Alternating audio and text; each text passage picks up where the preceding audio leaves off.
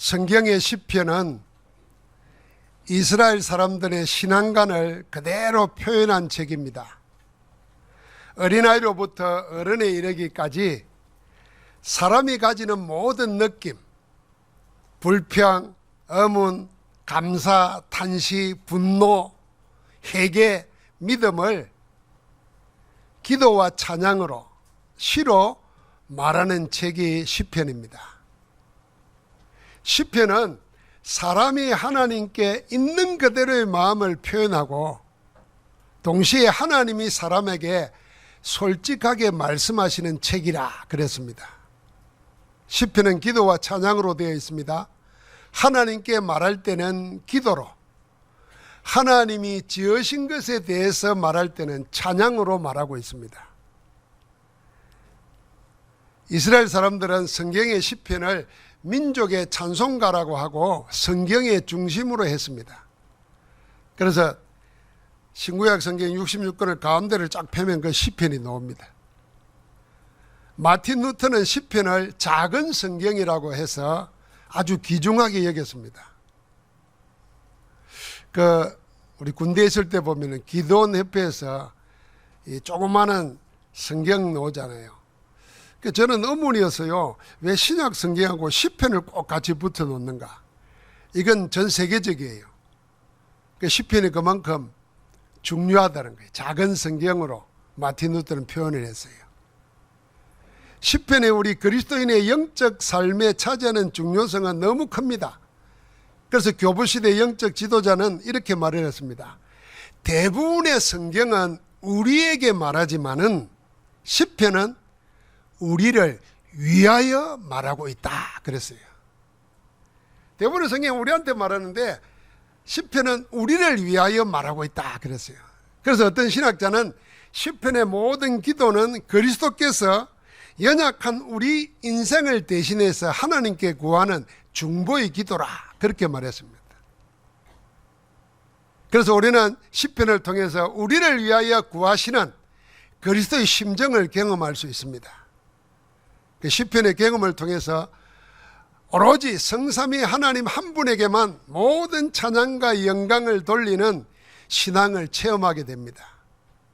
그 시편을 시작하면서 1편이 첫 마디가 복 있는 사람으로 시작합니다. 여러분, 복 있는 사람 그랬습니다. 복을 달라고 구하는 게 아닙니다. 복 받기를 바란다고 축원하는 말도 아닙니다. 복이 있다고 그랬습니다. 복을 이미 가진 사람에 대해서 말하고 있는 겁니다. 그럼 여러분은 복이 있는 사람입니까? 복을 원하고 구하는 사람입니까? 우리는 복 있는 사람입니다. 사람들은 다 복을 원합니다. 복을 원하지 않는 사람은 아무도 없습니다. 모두 복을 원하고 복 받기를 구하고 있습니다. 열심으로 종교에 매달리는 사람의 동기도 복입니다. 간절한 기대를 가지고 로또 복권을 사는 사람들의 동기도 복입니다. 일상을 살아가는 평범한 사람도 무조건 복 받기를 원합니다. 그러나 우리는 이런 말이 있다는 거 알고 있죠. 아무나 복을 받을 수도 없지만 아무나 복을 받아서도 안 됩니다. 복 없는 사람이 복을 가지게 되면 그 복이 도리어 학원이 되어서 더 큰 불행을 불러옵니다. 그래서 복권된 사람들을 추적해 보면은 거의가 인생을 실패한 사람들이 많습니다. 복 받으면 안 되는 사람들이 복을 받았기 때문입니다.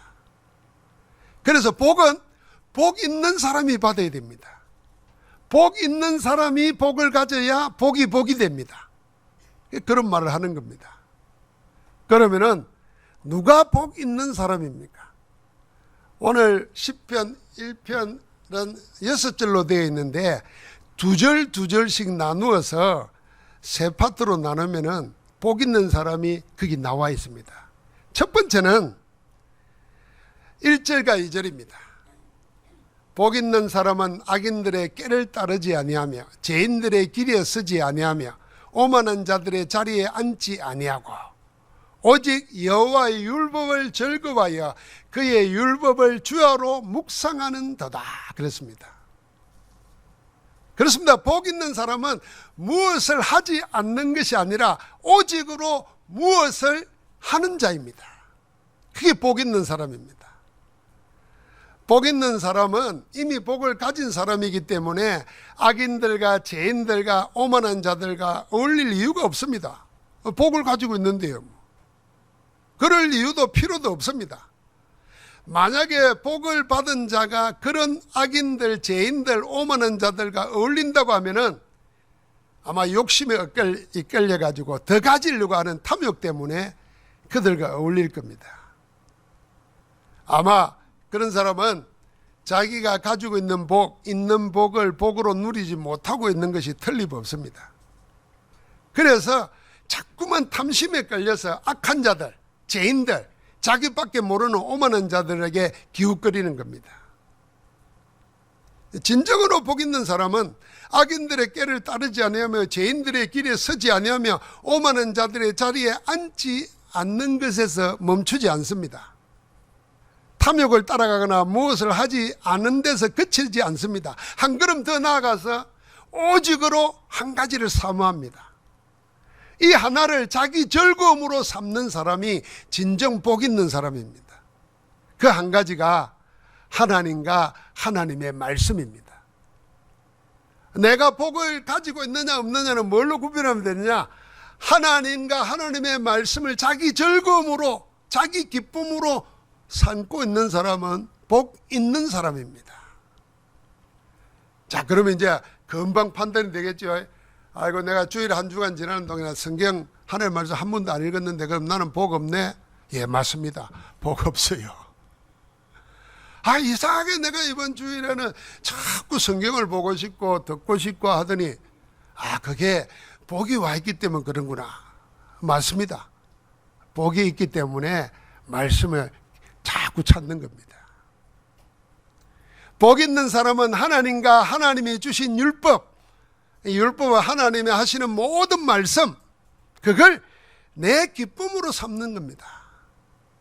그래서 그 말씀을 주야로 묵상합니다. 주야니까 밤낮이니까 24지요. 그러니까 하나님과 그 말씀에 24 묵상하는 자가 복 있는 사람입니다. 하나님과 하나님의 말씀을 자기 즐거움으로 기쁨으로 삼아서 그래서 24가 됩니다. 여러분, 묵상이라 그랬잖아요. 묵상은 명상이 아닙니다. 종교에서 말하는 명상과 복음이 말하는 묵상은 그 근본부터가 다릅니다. 명상의 목적은 자기입니다. 자아입니다. 자아. 거짓된 자기를 버리든 진정한 자기를 찾든 명상으로 찾고자 하는 것은 오로지 자기입니다. 자기. 그러나 묵상의 목적은 내가 아니라 성삼위 하나님입니다. 하나님의 말씀 중심입니다. 말씀 속에서 하나님을 만나고 그 안에서 나를 발견하는 것. 그래서 나와는 전혀 다른 내가 하나님 안에 있음을 발견하는 겁니다.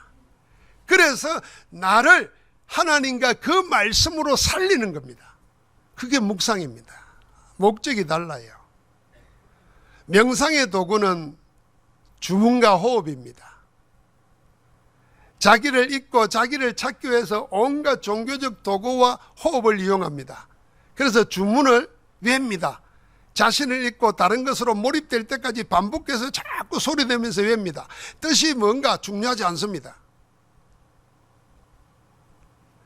내용도 문제가 안 됩니다.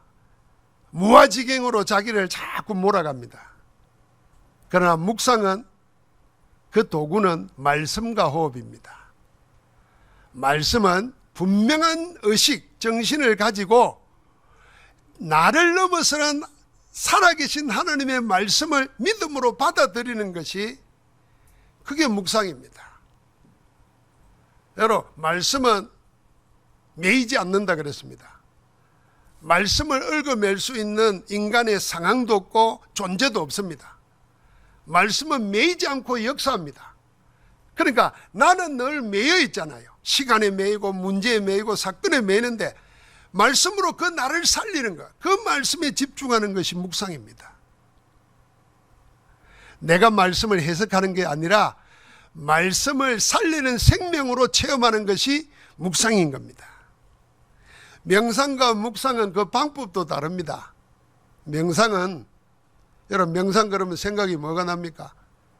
가부좌를 털고 앉아서 될 수 있으면 몸을 움직이지 않고 모든 감각을 의존하는 겁니다. 그럼 묵상은 굳이 이렇게 해야 된다는 방법이 중요하지 않습니다. 앉아서도 할 수 있고 길을 가면서도 할 수 있고 소리 내면서 할 수도 있고 입을 다물고도 할 수 있습니다. 유대인의 묵상은 눈을 감고 가만히 앉아 있는 게 아닙니다. 소리 내어서 뭘 하는 겁니다. 그래서 오늘 시편 1편 2절에 여호와의 율법을 주야로 묵상하는도다 할 때 그건 작은 소리로 읊조린다는 뜻입니다. 그러니까 소리 내서 자꾸 작은 소리를 하는 게 그게 묵상입니다. 지금 전 세계는 명상운동에 빠져 있습니다. 왜냐하면 성공한 0.1%의 사람들이 한결같이 명상을 주장합니다. 자기들이 세계를 이끄는 혁신적인 아이디어를 내서 세계 산업의 흐름을 주도하고 있는 힘이 어디서 오냐? 다 나는 명상을 통해서 얻는다. 이렇게 설파합니다. 그러니까 대부분의 사람들은 성공을 꿈꾸는 사람들은 성공하려고 그러면은 명상을 해야 되는 거구나 하고 맹목적으로 무조건 따라갑니다. 심지어 요즘은 국가기관이 수없는 범죄와 사고를 사전에 예방하는 차원으로 명상을 도입합니다. 학교에서도 유치원 때부터 인성교육과 두뇌 개발로 명상을 가르칩니다. 이걸 잘 알고 복음을 가로막는 흑암 세력은 명상으로 접신을 하게 만들고 명상으로 거짓 영적 체험을 해서 다른 세계에 다른 힘을 가질 수 있다. 그러면 행복해지고 행복해지면 성공한다. 이렇게 속여서 자꾸만 명상으로 몰아갑니다. 그러나 예수 그리스도께서는 마태복음 12장 43절부터 45절에 영이 죽은 사람이 하는 명상의 위험에 대해서 밝혔습니다. 이런 얘기를 했어요. 어떤 사람 속에 집 속에 있던 더러운 귀신이 나갔다는 거예요. 나가서 자기 있을 곳을 찾는데 물 없는 곳을 찾았다 그랬어요. 물은 생명이고요. 성경을 말하면 성령입니다. 없는 곳을 찾다가 찾지 못해서 다시 있던 곳으로 돌아갑니다. 돌아가려는데 와서 보니까 그 집이 비고 소재되고 수리되었다 그랬습니다. 깨끗해진 거예요. 그러니까 못 들어갑니다. 그런데 포기한 게 아닙니다. 나가서 7 귀신을 데려와서 다시 들어갑니다. 그런데 성경이 뭐라 그랬습니까? 7 귀신 데리고 다시 들어갔더니 그 사람의 나중 형편이 이전 형편보다 더 심하게 되었더라 그랬습니다. 비고 소재되고 수리되었다 하는 것이 뭐겠습니까? 여러분 종교적 수련이나 명상으로 얻고자 하는 것이 이런 거 아닙니까? 인격 수양으로 마음 단련으로 얻고자 하는 것이 전부 이런 겁니다. 자기를 비우고 자기를 깨끗하게 하고 수리하는 겁니다. 이렇게 하는 방법이나 목적이 전부 육신적이고 세상적이고 마귀적이기에 도리어 7 귀신을 불러와서 더 악하게 됩니다. 명상을 통해서 새로운 아이디어를 얻을 수 있고 세상을 바꿀 수도 있는지 모르지만 그러고 난 다음에 실패합니다. 왜요? 7 귀신의 역사가 일어나는 겁니다. 우리는 자기를 비우는 것이 아니라 하나님과 하나님의 말씀으로 자기를 채우는 겁니다. 어떻게 채웁니까? 그게 묵상입니다. 말씀을 소리내어 읽거나 암송해 보십시오. 그러면 말씀으로 나를 채웁니다. 여러분 어렵게 생각하지 말고 그걸 이해하려고도 하지 말고 그냥 하루에 한 번 시간 정해놓고 오늘 시편 1편이니까 이건 아마 몇 번 읽으면 외워질 거예요. 복 있는 사람이에요. 그거하고 묵상매도요, 자꾸 말씀으로 나를 채워지게 됩니다. 제가 복 있는 사람 그랬어요. 우리는 복 달라고 구할 필요가 없어요. 알고 보면 복이 와 있다니까요. 그래서 우리가 그걸 찾아 누리라는 말을 계속 하는 거예요. 와 있기 때문에 찾아서 누리라는 거예요. 그 복을. 그럼 말씀으로 나를 채우는 겁니다. 말씀을 손으로 필사해 보시면서 기도해 보십시오. 말씀으로 채워집니다. 조용한 곳에 가서 자기 문제 해결을 위해서 기도하는 게 아니고 하나님의 말씀이 내게 이루어지도록 하나님의 은혜를 구하는 기도를 해보십시오. 말씀으로 나를 채워집니다. 여러분 중요합니다. 말씀으로 나를 채우지 않으면 내 비고 소재되고 수리되어 있는 곳에 다른 것이 자꾸 들어옵니다. 그게 뭐겠습니까 여러분? 세상에 온갖 들리는 소리들, 온갖 들리는 뉴스, 불신앙적인 것, 세상적인 것이 꽉 차 있습니다. 머리 복잡하지 않습니까? 듣고 나면. 그런데 말씀으로 나를 채워보십시오. 그게 묵상입니다. 그러면 여러분과 나에게서 하나님과 하나님의 말씀으로 바뀌는 것을 체험하게 됩니다. 나 중심에서 하나님 중심으로 바뀌어질 때 내 영혼이 살고 내가 살아납니다. 내가 살아나야 마음과 생각이 살아나는 겁니다. 그럴 때 내 육신과 삶을 온전케 하시는 성삼위 하나님의 치유의 역사를 체험하게 됩니다. 여러분 우리가 피곤해지고 우울해지고 낙심되고 요새는 번아웃 그러잖아요. 번아웃 전에 요새 노는 말이 토스트아웃이 있대요. 번아웃은 아무것도 할 수 없어가지고 완전히 자포자기한 상태인데 그 전 단계가 토스트아웃이래요. 겉은 탔는데 속은 아직 안 탔어. 그러니까 멀쩡하게 일도 해, 생활도 해. 그런데 아무 감각이 없고 기쁨이 없어. 이게 이제 번아웃으로 탈진 상태로 가는 길이에요. 그게 말씀으로 나를 채우면은 토스트아웃이 아니라니까. 생명의 역사가 일어날 줄 믿습니다. 살리는 것은 영이라 그랬습니다. 그러므로 우리는 세계와 시대를 살리는 묵상운동의 망대를 내가 세워야 됩니다. 하루 24시간을 하루 24를 3집중 3세팅 3응답으로 묵상운동의 절대망대를 세워서 그리스도의 빛의 역사가 우리 속에 일어나는 것을 체험하고 누리기를 주의 이름으로 축복합니다. 자, 복 있는 사람의 두 번째는 누구냐? 같이 합시다. 시냇가에 심은 나무다. 이제 복 있는 사람은 시냇가에 심은 나무입니다. 이 시냇가에 심은 나무의 반대를 들판에 심은 나무, 강야에 심은 나무 그러지 않고 악인들이라 그랬어요. 그래서 악인들을 보고 뭐라면 바람에 나는 겨와 같다 그랬습니다. 자, 복 있는 사람은 시냇가에 심은 나무고 악인들은 심겨져 있지가 않아요. 그러니까 바람 불거나 문제가 생기면 이리 휘날리고 저리 휘날리고 그 바람에 나는 겨와 같다 그랬어요. 자, 여러분 여기서 복이 없으면 자연히 악인들의 길을 따라가게 되어 있습니다. 그 길 따라가다가 악인이 되는 거예요. 그래서 바람 부는 대로 이리저리 휘날리는 거와 똑같다는 거예요. 사람 따라 움직이고 이익 따라 갈팡질팡합니다. 상황 따라 헤매다가 상황 따라 무너집니다. 그러나 복 있는 사람은 시냇가에 심은 나무입니다. 여러분, 복 있는 사람이 복 달라는 사람, 복 구하는 사람하고 다른 것처럼 시냇가에 심은 나무도 시냇가에서 자란 나무가 아닙니다. 원래부터 시냇가에 있던 나무가 아니라는 말입니다. 그래서 시냇가에 심은 나무라고 했으니까 누가 의도적으로 뽑아가지고 옮겨 심었다는 말입니다. 여러분, 누가 복 있는 사람입니까? 이게 열쇠입니다. 누군가가 계획적으로 옮겨 심었다, 그 말입니다. 그 심은 곳이 어딥니까? 시냇가요, 생명강가예요. 그러면 금방 생각나지 않겠어요? 왜 옮겨 심었겠습니까? 그 자리에 가만히 두면 틀림없이 메마라 시들고 죽고 말아요. 그래서 살 수 있는 곳으로 옮겨 심은 것입니다.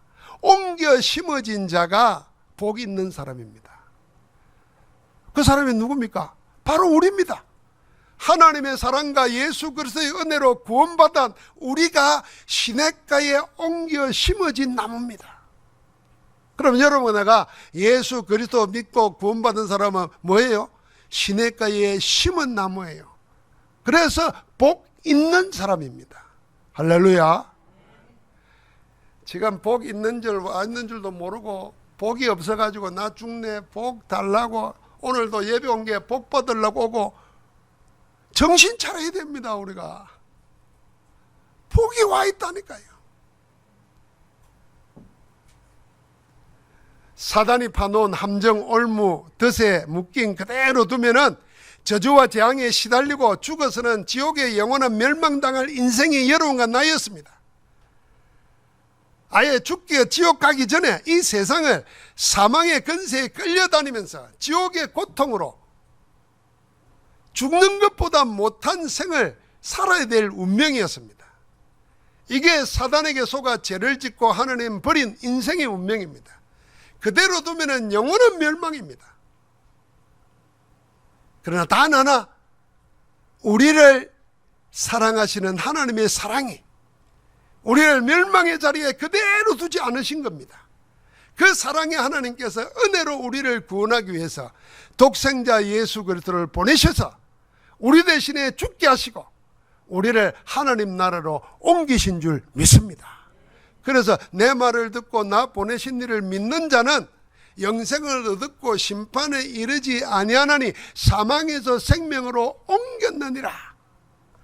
사망에서 옮겨서 생명으로 심어 놓은 줄 믿습니다. 그 복 있는 사람이에요. 사도행전 26장 18절에는 뭐라 그랬습니까? 흑암에서 빛으로 마귀의 근세에서 하나님께로 돌아오게 했다 그랬습니다. 옮겨 심은 거예요. 그래서 우리를 하나님과 원수되어 있을 때에 하나님께서 그리스도를 우리 대신 죽게 하심으로 우리를 향한 자기의 사랑을 확증해 주신 것입니다. 예수 그리스도를 믿어 구원받은 우리는 영적 효적이 옮겨진 자입니다. 그래서 이걸 신학적으로는 양자되었다는 거예요. 원래는 마귀의 자녀인데 예수 그리스도로 우리의 신분이 옮겨졌어요. 그래서 하나님이 우리를 양자 삼으셨어요. 여러분, 친자식도 사랑하지만은요, 친자식보다 양자를 보면은 더 사랑하는 사람들이 많아요. 자식은 내가 낳았기 때문에 그런데 내가 저 자식을 양자로 삼았기 때문에 남이 싫은 말하고 야단치는 말을 해도 아, 이게 저게 지가 난 자식 아니기 때문에 뭘 할까 봐서 오히려 더 사랑해요. 하나님은 우리를 그렇게 사랑하시는 겁니다. 사단에게서 하나님께로, 마귀의 자녀에서 하나님의 자녀로, 흑암에서 빛으로, 지옥에서 천국으로 옮겨 심어진 시냇가에 심은 나무가 우리 복 있는 사람입니다. 그래서 예수 그리스도 안에서 여러분과 나는 복 있는 사람이에요. 그래서 시냇가에 심어진 나무는 하나님 없는 사람처럼 따로 애쓰고 힘쓸 이유가 없습니다. 그냥 시냇가에, 생명강가에 뿌리 내리고 있으면 됩니다. 그래서 예수님이 그 비유를 포도나무와 가지로 말한 거예요. 나는 포도나무요 너희는 가지다. 하나다 그 말입니다. 붙어 있기만 하면 되는 겁니다. 시냇가에서 뿌리만 내리면 되는 겁니다. 그래서 뭐요? 철을 따라 열매를 맺고 그 잎사귀가 마르지 않는다 그랬습니다. 그러면서 더 놀라운 것은 그가 하는 모든 일이 다 형통하리라 그랬습니다. 여러분, 형통, 만사형통. 여러분, 만사형통 복 받고 싶잖아요. 그리고 형통의 뜻이 뭡니까? 되면서는 안 될 것은 안 되는 게 형통입니다. 여러분, 내가 막 살인하고 도둑질 하는데 막 잘 때 기분이 좋아. 그럼 큰일 나는 거예요, 그대로 두면은. 그럼 안 돼야 돼요. 내가 도둑질을 하려고 그러고 살인하려고 그러면 그거 안 돼야 돼요. 그게 형통이에요.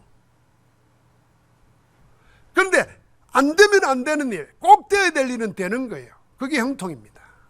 그래서 사람들은 형통을 몰라요. 무조건 잘 되기를 빌어요. 그래서 성경은 복 있는 사람은 형통을 아는 자입니다. 형통을.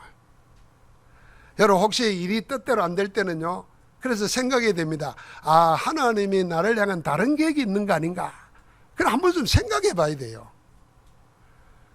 그래서 하나님 말씀 없이 열심으로 무조건 믿으려고 하는 사람들은 이걸 이 생각을 안 해요. 그냥 무조건 달라 그럽니다. 근데 뜻대로 안 되잖아요. 그러면 원망합니다. 하나님 왜 나한테는 안 줘요? 이렇게 생각합니다. 그러니까 자꾸 믿음이 안 자라요. 하나님은 이쪽을 안 되게 하고 다른 걸 준비해 놨는데 이 눈이 없어지는 거예요. 그래서 우리는 형통의 복을 찾아야 됩니다. 안 되면은 하나님이 되게 하시는 다른 걸 봐야 돼요. 안 되는 거에 집착하지 마세요. 하나님의 다른 계획을 찾는 거예요. 그 계획 찾고 거기에 올인하는 겁니다. 복 있는 사람의 일은 형통입니다. 그래서 로마서 8장 28절에 보니까 하나님을 사랑하는 자, 곧 그 뜻대로 부르심을 입은 자들에게는 모든 것이 합력하여 선을 이루느니라. 모든 것이 합쳐져 가지고 다 좋게 된다는 겁니다. 하나님께는 영광이요, 나에게는 유익하고 다른 사람에게는 증거가 된다는 겁니다. 그래서 내 하나 잘 되는 게 하나님께는 영광, 불신자들에게는 증거가 돼서 길이 되고 문이 되는 거예요. 나는 유익을 누리는 겁니다. 그래서 안 되는 게 없어요. 복 있는 사람은 다 되게 돼 있는 거예요. 시냇가에 심은 나무입니다. 여러분과 나는 성삼위 하나님의 절대 계획 속에서 은혜로 택함 받았습니다. 하나님은 절대 언약을 이루기 위해서 절대 줄권으로 여러분과 나를 사단의 12가지 계략에서 우리를 뽑아내어서 무너지지 않는 망대로 옮겨 심었습니다. 이제 그 시냇가에서 뿌리를 내리는 겁니다. 여러분 예배드리고 말씀을 또 듣고 여러분 듣는 말씀으로 기도하고 그 말씀 들으면서 주시는 생각을 포럼으로 나누고 자꾸 힘을 얻으면 어느 날 보면 여러분은 지금 못 이기잖아요. 우리가 힘이 없어서 못 이기잖아요. 건강도 못 이기고 다른 사람의 말도 못 이기고 내 생활고도 못 이기잖아요. 근데 힘이 생겨 보십시오. 아, 여러분 그런 거 신기하지 않으세요? 할머니가 피난 내려와가지고 김밥 장사해가지고 100억을 모았다. 아, 그 할머니가 김밥 말아 팔면서도 100억을 모으는데 나는 월급을 몇백만 원씩 받으면서 10원도 못 모으고. 누가 바보요? 할머니가 바보요? 내가 바보요? 속으로 다 그러고 있네. 몰라서 묻습니까? 내가 바보지. 그게. 그 할머니는 뭘 이겨요? 자기를 이긴 거예요. 가난을 이긴 거예요. 그런데 우리는 갖고 있으면서도 못 이기는 거예요. 그래서 말씀으로 나를 살려야 되는 겁니다. 시냇가에 심은 나무라니까요. 같이 합시다. 나는 시냇가에 심겨진 나무다. 뿌리만 내리자. 할렐루야. 마지막 복 있는 사람은 의인들의 길을 가는 자입니다. 이게 5절 6절이에요. 누가 의인이고 누가 악인입니까? 하나님의 사랑과 예수 그리스도의 은혜로 자기가 시냇가에 옮겨 심어진 나무라는 사실을 아는 사람이 의인입니다. 그래서 내 힘이나 공로가 아니라 오직 하나님의 은혜로 구원받은 사실을 아는 자가 하나님과 하나님의 말씀을 자기 즐거움으로 기쁨으로 삼습니다. 그래서 이들은 자기를 어렵다 하신 성삼위 하나님의 길을 따라갑니다. 그 길이 여호와 하나님께서 인정하는 의인의 길입니다. 이게 복 있는 사람의 길입니다. 그런데 악인은 그 반대예요. 악인은 하나님을 인정하지 않습니다. 하나님의 사랑도 무시합니다. 그리스도의 은혜도 가치없이 취급합니다. 오로지 자기의만 주장하고 자기만을 내세웁니다. 그 마음에 하나님과 하나님의 복음을 인정하지 않으니까 그게 죄인이라는 증거입니다. 죄인은 악인의 길을 갑니다. 악인은 영육간에 일어나는 심판을 견디지 못하고 결국 망하고 맙니다. 그래서 악인의 길은 망하리로다 그랬습니다. 그런데 복 있는 사람은 의인의 길을 걸어가는데 성경의 의인이 걸었던 길을 따라가는 겁니다. 그게 우리 시대의 전도 제자들입니다. 의인들은 세상의 흐름을 따라가지 않았습니다. 오로지 성취되는 말씀의 흐름, 언약의 흐름을 따라갔습니다.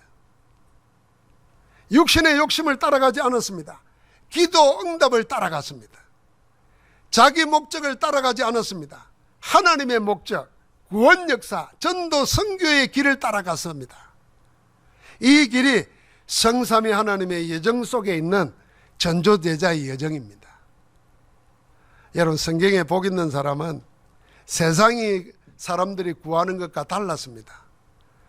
세상이 구하는 것과 다른 것을 복 있는 사람은 구했습니다. 그래서 시편 16편 2절에 보니까 내가 여호와께 아뢰되 주는 나의 주님이시오니 주밖에 나의 복이 없도다, 그렇게 했습니다. 세상 사람들은 세상 육신의 복을 원하는데 복 있는 사람은 주님을 복으로 구하는 겁니다. 여러분, 쉽게 생각해 보십시오. 하나님이 능치 못하심이 없는 살아계신 하나님이라 생각하면 하나님 안에 있는 게 좋습니까? 하나님 없이 사는 게 좋습니까? 그것도 물어볼 필요가 없지. 여러분은 아무 힘도 없는 가난한 부모 밑에 살고 싶습니까? 모든 걸 해결할 수 있는 하나님 밑에 살고 싶습니까? 하나님 밑에서 주시는 은혜와 힘을 가지고 힘없는 부모를 살려야 되는 거죠. 이걸 학대시켜 보면요, 우리가 하나님의 모든 것을 공급받아서 하나님 없이 우상 숭배하고 귀신에 시달리는 저 우상국가, 우상에 묶인 나라들을 살리는 겁니다. 그게 선교입니다. 하나님은 그걸 원하고 계시는 거예요.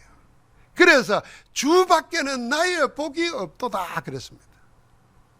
복 있는 사람은 가까이 하는 것도 달랐습니다. 시편 73편 23절에 보니까 28절에 보니 하나님께 가까이 함이 내게 복이라 그랬습니다. 하나님을 가까이 하는 게 복이라 그랬습니다. 복 있는 사람은 의지하는 것도 달랐습니다. 시편 84편 12절에 보니까 만군의 여호와여 주께 의지하는 자는 복이 있나이다. 주를 의지하는 게 복임을 알았습니다. 사랑하는 성도 여러분, 우리는 이미 복을 가진 사람입니다. 우리는 세상에 구하는 복을 구하는 자가 아니라 이미 복 있는 사람입니다. 이제 우리는 복 있는 자로 만드신 성삼위 하나님을 구하고 하나님을 가까이 하고 하나님을 의지하는, 하나님이 인정하시는 의인의 길을 따라가면 되는 줄 믿습니다. 하나님이 믿음의 조상 아브라함을 우상 섬기는 데서 그대로 두면 저주와 재앙 속에서 멸망당하기 때문에 하나님이 아브라함을 불러내서 구원하시고 구원하는 자에게 가나안 땅을 복으로 주시고 큰 민족을 이루게 하셔서 복을 삼고자 했습니다. 하나님의 모델로 삼고자 했어요. 그래서 아브라함을 불러냅니다. 불러내면서 이렇게 말했습니다. 12장 2절에 내가 너로 큰 민족을 이루고, 아들 하나도 없을 때예요. 자기 부인이 임신해 본 적도 없던 때예요. 하나님은 내가 너로 큰 민족을 이루고 내게 복을 주어 내 이름을 창대하게 하리니 너는 복이 될지라. 옛날 성경에는 복의 근원이 될지라 그랬습니다. 근데 원어 그대로 하면 복이 될지라 그랬어요.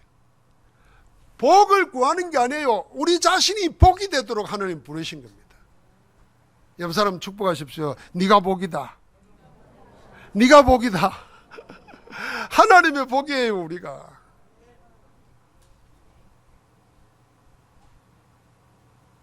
하나님께서 예수 그리스도 안에서 여러분과 나를 복의 근원으로 복으로 부르셨습니다.